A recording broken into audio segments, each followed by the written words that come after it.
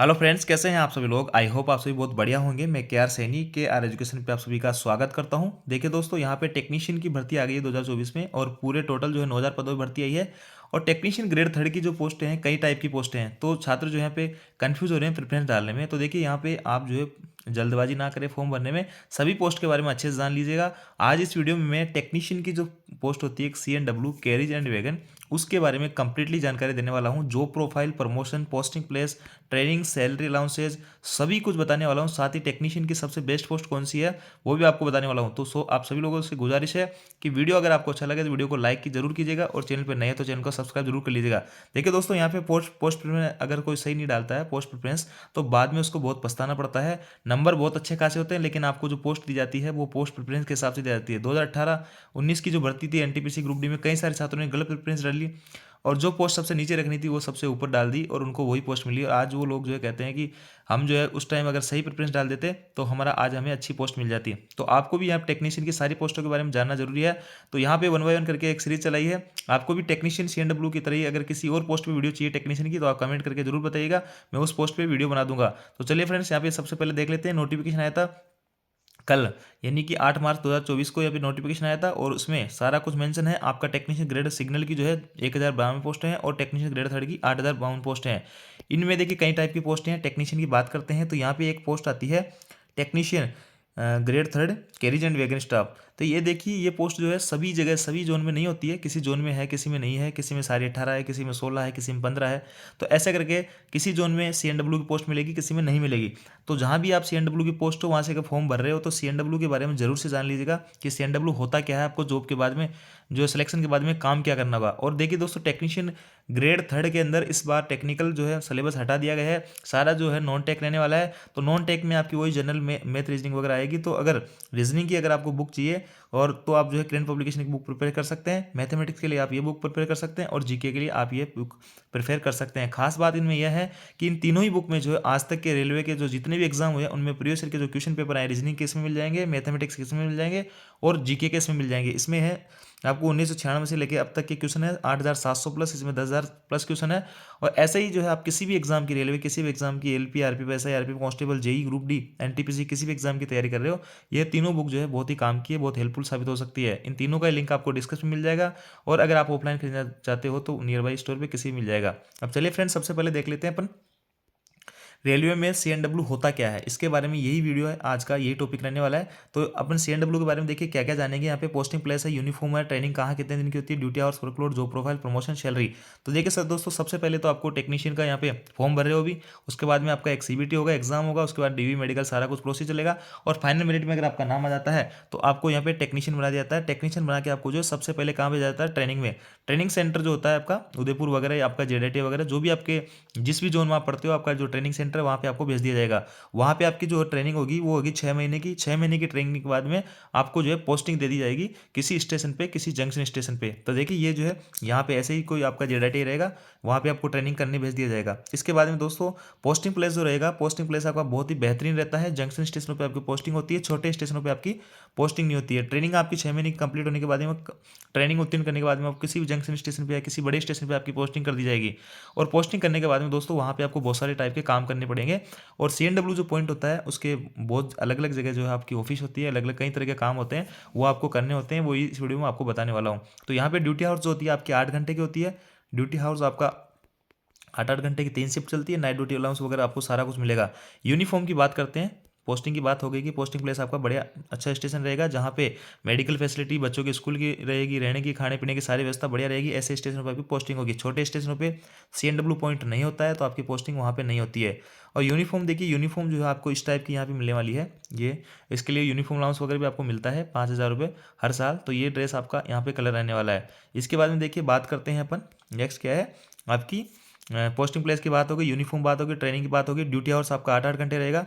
और अब बात करते हैं दोस्तों जॉब प्रोफाइल, सबसे इंपॉर्टेंट है। उसके बाद में वर्कलोड की बात करेंगे। देखिए जॉब प्रोफाइल के अंदर आपकी पोस्टिंग जो है स्टेशन पे कई पॉइंट होते हैं वहाँ पे दे दी जाती है। जैसे कि एक तो आपको प्लेटफॉर्म ड्यूटी दी जाती है, दूसरी मान लेते हैं कि आपको सिक लाइन दी जाती है, तीसरी मान लेते हैं आपको वॉशिंग लाइन वगैरह दी जा सकती है अगर आपके स्टेशन पर वॉशिंग लाइन है तो। देखिए स्टेशन पर आपकी ड्यूटी है तो स्टेशन पर आपको क्या काम करना होगा। जैसे ही कोई ट्रेन स्टेशन में एंटर करती है तो आप सभी लोगों ने देखा होगा अगर कोई गाड़ी थ्रू जा रही है, कोई रुकने वाली है, तो वहाँ पे स्टेशन पे एंटर करने से पहले प्लेटफॉर्म के एंड पे एक ऐसा देखने का बना होता है, एक बंदा उनके जो है व्हील को वॉच करता है, नाइट में जो है टॉर्च से वॉच करता है और दिन में इससे, तो ये देखता है, CNW का बंदा होता है, टेक्नीशियन होता है, ये देखता है कि इसमें किसी टाइप की कोई समस्या तो नहीं है, कोई दिक्कत तो नहीं है, गाड़ी के व्हील वगैरह में आग वगैरह नहीं लगी है, कोई चक्का रेड नहीं हो रखा, कई सारी समस्या हो सकती है, वो इनको चेक करता है। यहाँ पे आपकी पोस्टिंग हो सकती है, ये काम आपको करना पड़ सकता है। इसके बाद में मान लेते हैं कि कोई गाड़ी ऐसी है जो आपके स्टेशन में उसका मेंटेनेंस होना है, वो आके खड़ी हो गई, तो आपको फिर उसके व्हील वगैरह का टेम्परेचर लेना है कि कोई व्हील जो है गर्म तो नहीं हो रहा, कोई चक्का जाम तो नहीं है, ऐसे करके आपको ये पास एक मशीन होती है, उससे आपको व्हील के टेम्परेचर वगैरह नोट करना होता है। और इसके बाद में दोस्तों आपको फिर जो है पूरी गाड़ी, अगर वहाँ पे प्राइमरी मेंटेनेंस होता है, जैसे कि वॉशिंग लाइन वगैरह नहीं जाती है, प्लेटफॉर्म पे ही गाड़ी रहती है, जैसे गंगानगर की मैं बात करूँ, वहाँ पे कोटा श्री गंगानगर जो गाड़ी जाती है उसका स्टेशन पे मेंटेनेंस होता है, तो वहाँ पे आपको सारी गाड़ी चेक करनी होती है, उसमें कोई स्प्रिंग वगैरह टूटी हुई नहीं है, कोई व्हील वगैरह डिफेक्ट नहीं है, तो ऐसा जो आपको देखना होता है। और इसके अलावा जो BPC ब्रेक पावर सर्टिफिकेट होता है, जब कोई गाड़ी यहाँ पे वॉशिंग लाइन में जाके और आपके स्टेशन चलनी होती है, तो आपको BPC देनी होती है ड्राइवर गार्ड को, और उस गाड़ी को कंप्लीटली तैयार करवाना होता है, प्रेशर वगैरह रेडी है नहीं है, कोई किसी टाइप की अगर समस्या आ रही है गाड़ी को तैयार करने में, चलने के लिए, तो वो आपको यहाँ पे दूर करनी होती है। आप जो है अपने JE और SSC के अंडर में यहाँ पे काम करोगे। और इसके अलावा दोस्तों ये आपके प्लेटफॉर्म वाले की ड्यूटी हो जाती है, इतना ही काम यहाँ पे रहता है, और भी छोटे मोटे काम यहाँ पे चलते रहते हैं। इसके अलावा आपकी जो ड्यूटी है वॉशिंग लाइन में हो सकती है। वॉशिंग लाइन आजकल देखिए दोस्तों, ट्रेन धोने के लिए या ट्रेन में साफ सफाई वगैरह के लिए सारे कुछ प्राइवेट बंदे लगे हुए हैं, और पहले ये जो है रेलवे को हुआ करते थे, अब जो है टेंडर पे काम करता है, लेकिन फिर भी जो मेंटेनेंस का काम होता है वो आप लोगों का होता है। और वॉशिंग लाइन ये है, इसमें ऑटोमेटिक गाड़ी बाहर से धुल जाती है। इसमें देखिए आपको क्या क्या काम करने होते हैं, एक तो आपको अंडर गियर, मतलब गाड़ी के नीचे जाके और उसमें अंडर गियर वगैरह, फ्रेम वगैरह सारे कुछ चेक करने होते हैं, स्प्रिंग वगैरह है, कोई व्हील वगैरह है, किसी भी टाइप की कोई समस्या है गाड़ी में, वो आपको चेक करना होता है जब गाड़ी वॉशिंग लाइन जाती है। तो देखिए गाड़ी के नीचे घुस के आपको सारा कुछ कंप्लीटली चेक करना होगा, ये देखिए आप इसमें देख पा रहे होंगे। इसी तरह आपको यहाँ पे काम करना होगा अगर आपकी ड्यूटी सिक लाइन में लगती है तो। इसके अलावा आप जिस भी गाड़ी को वॉच कर रहे हैं उसको सारा कुछ देखना होगा, दरवाजे ठीक है, खिड़कियाँ टूटी वूटी नहीं है, और भी किसी टाइप की समस्या है गाड़ी में तो उसको मेंटेनेंस करवाते हो। और साथ ही दोस्तों आपके साथ में यहाँ पे असिस्ट करने के लिए टेक जो असिस्टेंट CNW वाले होते हैं, ग्रुप डी वाले, वो आपके साथ में यहाँ पे काम करते हैं असिस्ट करने के लिए।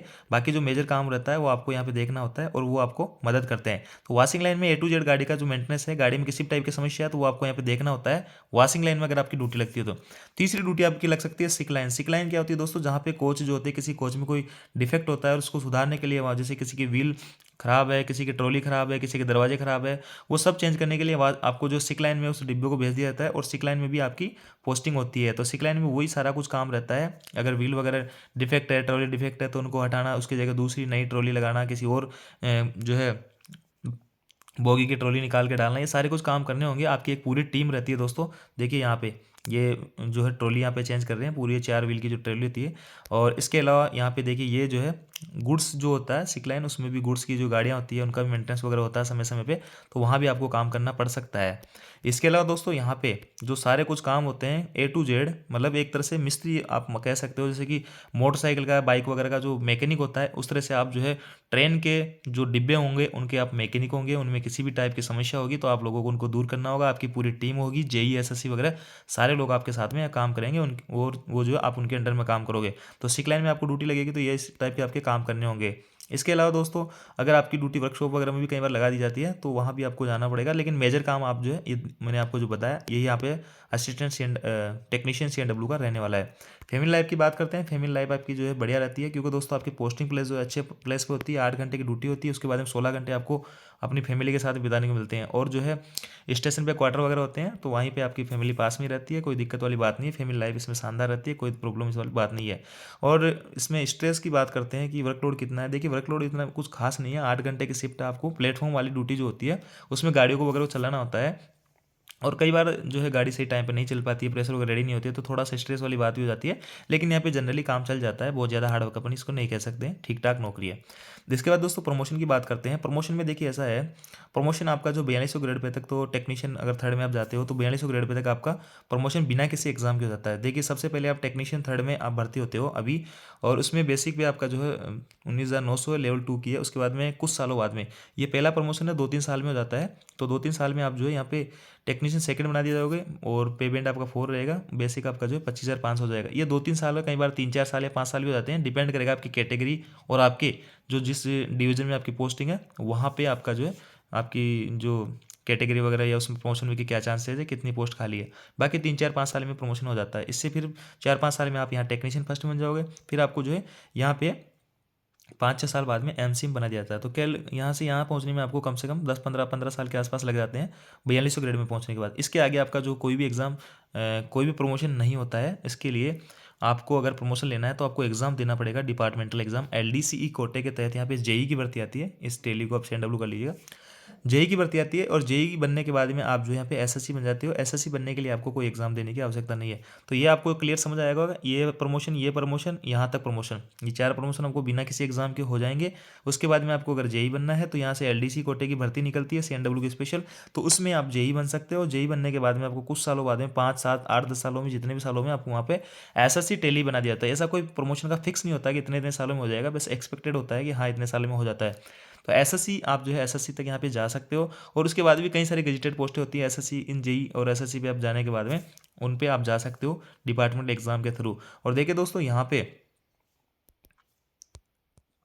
जेई के एग्जाम के एलडीसी कोटे के एग्जाम जो होता है उसमें बैठने के लिए आपके पास में कम से कम 3 साल की सर्विस होनी चाहिए, टेक्नीशियन थर्ड में या टेक्नीशियन सेकंड में। तो 3 साल तक अगर आप रेलवे में जॉब करते हो सीएनडब्ल्यू में, तो आप जो है जेई के लिए यहाँ पे एग्जाम दे सकते हो। साथ ही कई बार एलिजिबिलिटी यहाँ पे चेंज भी की जाती है, कई रैंकर कोटे की भर्तियाँ रहती है, तो उसमें उस टाइम एलडीसी कोटे की भर्ती आएगी तो उसमें सारा कुछ मेंशन यहाँ पे रहता है। बात कर लेते हैं सैलरी की। तो देखिए सैलरी में ये आपको इसमें पे स्लिप ही आपको दिखा देता हूँ, फरवरी 2024 की एकदम लेटेस्ट है। इसमें जो टेक्नीशियन सेकंड की है आप जो है, और फिटर है, ये अपने सीएनडब्ल्यू के अंदर ही है। और इसमें लेवल 2 की पोस्ट है। बस ये इनका जो है 19,900 आपका इनिशियल बेसिक रहेगा। इनका 2-3 इंक्रीमेंट यहाँ पे लग गए, इसलिए बेसिक जो है 21,700 दिखा रहे हैं। तो आप जो उस हिसाब से करेक्शन यहाँ पे कर लीजिएगा। 19,900 तो आपको यहाँ पे बेसिक रहेगा, और लगभग 10,000 के करीब, यानी 50% डी हो गया तो आपका 10,000 डी हो गया।